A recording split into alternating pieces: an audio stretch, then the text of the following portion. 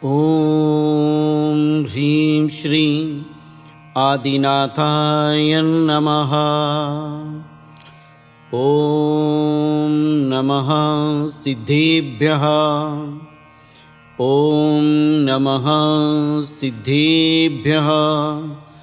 ॐ नमः सिद्धेभ्यः। श्रोते हो, जय जिनेंद्र। आज आपण मानतुंग आचार्य विरचित भक्तामर स्तोत्रमधील काव्य क्रमांक 42 ऐकणार आहोत।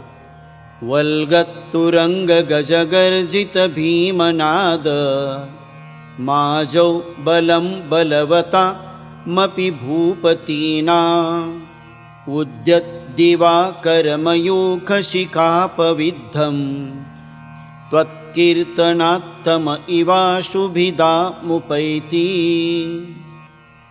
हे भगवन, आपल्या यशोगानाने युद्धक्षेत्रात दौडणाऱ्या घोडे व हत्ती यांच्या गर्जनेने भयंकर झाले आहेत। शब्द जेथे अशा पराक्रमी राजांची सेना उगवलेल्या सूर्याच्या अग्रभागांनी वेध घेतलेल्या अंधकारासारखी ताबडतोब विनाश पावते।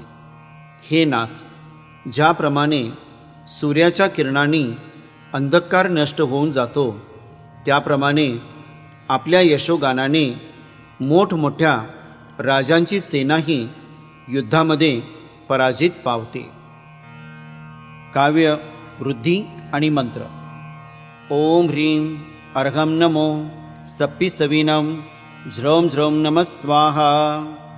ओम नमो नमी उन विषधर विषप्रणाशन रोग शोक दोष ग्रह कप्प दुमच्चजायी सुहनाम ग्रहण सकल सुहृदये ओम नमः स्वाहा। ब्रह्ममुहूर्तावरती शुद्ध सफेद रंगाचे वस्त्र धारण करून कास्याच्या थालीमध्ये चंदनाने हे यंत्र लिहून पूर्व दिशेला मुख करून सिंहासनावरती यंत्र विराजमान करावे।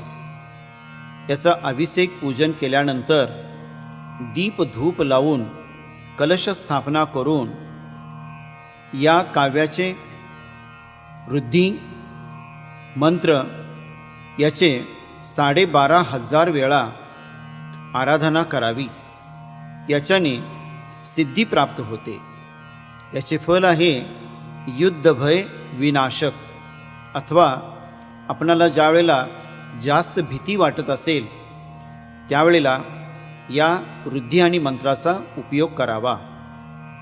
ओम ह्रीं संग्राम भय क्षेमंकराय श्री आदिनाथ जिनेंद्राय अर्घ्यं निर्वपामिति स्वाहा। श्रोते हो, आज आपण भक्तामर स्तोत्रमधील काव्य क्रमांक 42 ऐकलो आहोत।